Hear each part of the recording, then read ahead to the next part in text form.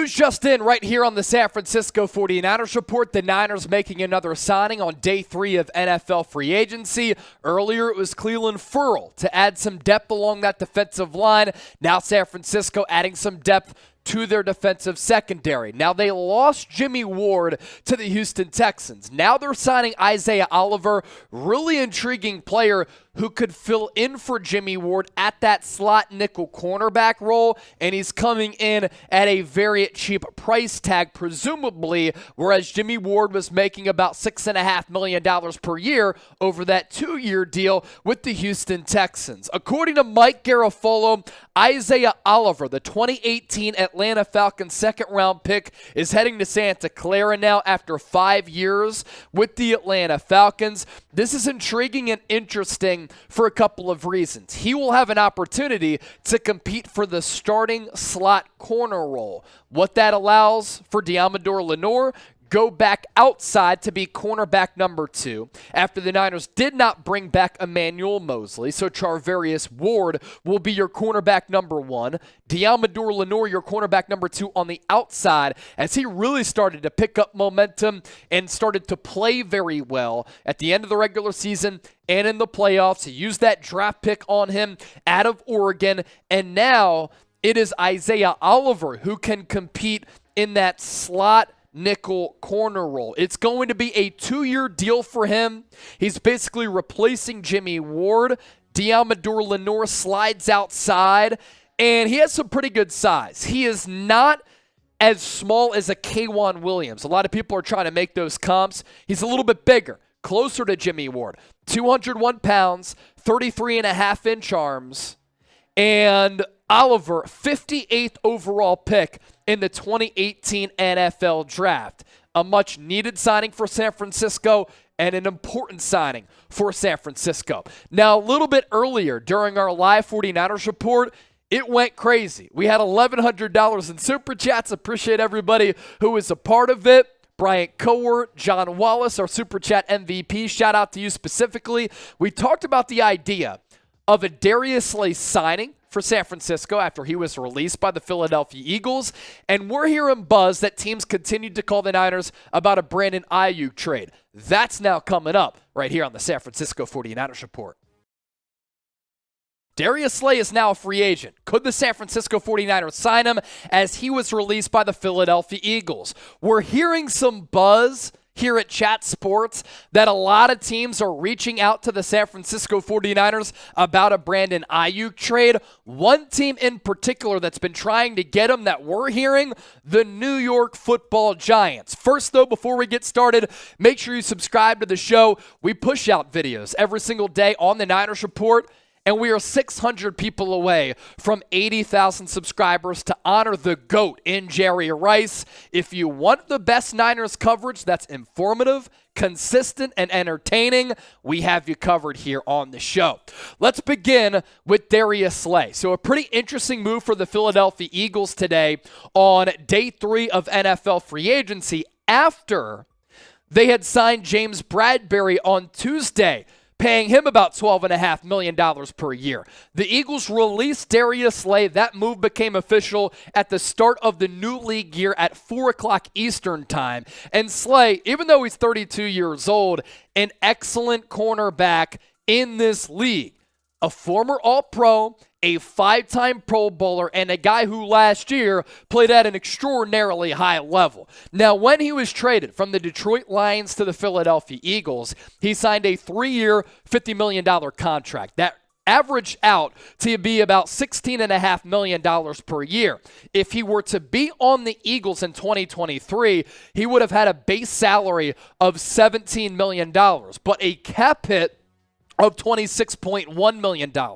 And that's why the Eagles didn't bring him back. Would have been an unrestricted free agent in 2024, but a big reason why the Eagles decided to release him. Last Friday, they gave him and his agent Drew Rosenhaus permission to seek a trade. They couldn't find a trade partner across the NFL, and none of that money for Slay was guaranteed in the final year of his contract. So it was cost prohibitive for the Eagles to keep him if they didn't think that they were going to sign him to a contract extension, and Darius Slay wanted a contract extension.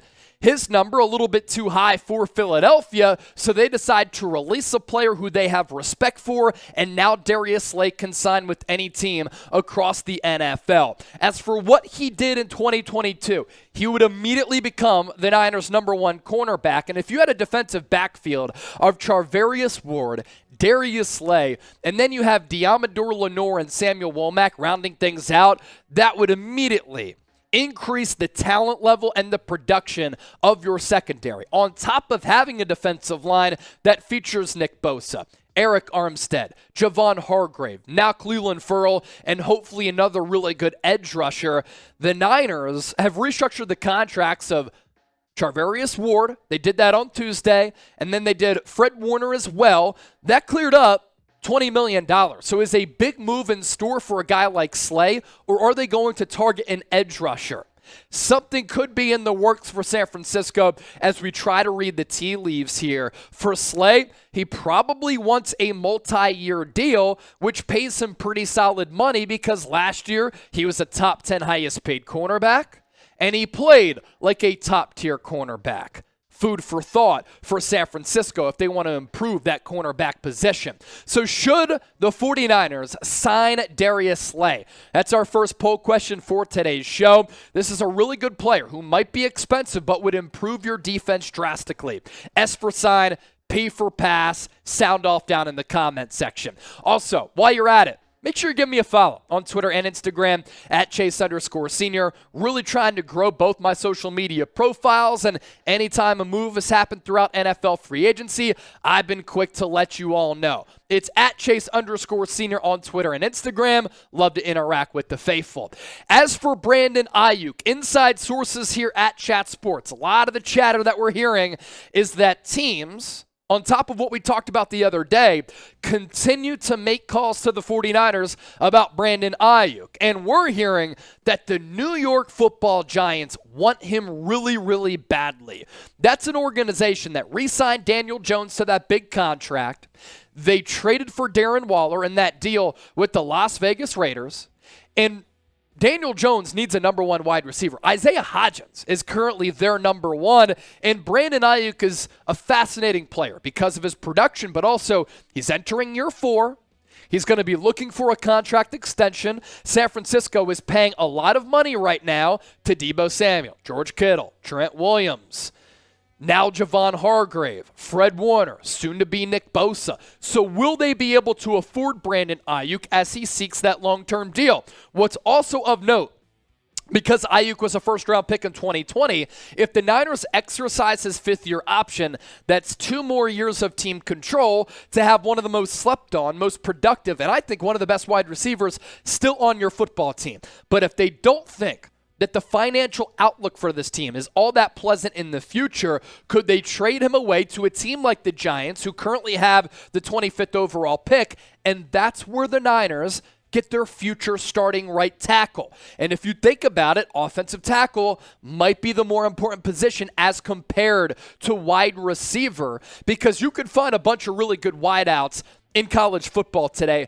and across the NFL. Right tackles are difficult to come by. That's why Mike McGlinchey is getting $17, $18 million per year now. You look at this Niners receiving production. They have a win-now roster.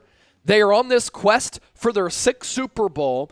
They have a roster that can put them in a position to certainly win the NFC. They're going to be factors to bring home another Lombardi trophy. And if the thought process is, we have a great offense, we have a really good defense, we want to keep this core intact, why would you trade away Brandon Aiyuk? You'd really only trade him away if you're getting that future right tackle, in my opinion, or another stud player. But is that player going to be better than Brandon Aiyuk, who's one of the best route runners in the NFL, who has footwork like Stephon Diggs, breakaway speed, is a yak king, kind of like Deebo Samuel, and is coming off a fantastic season?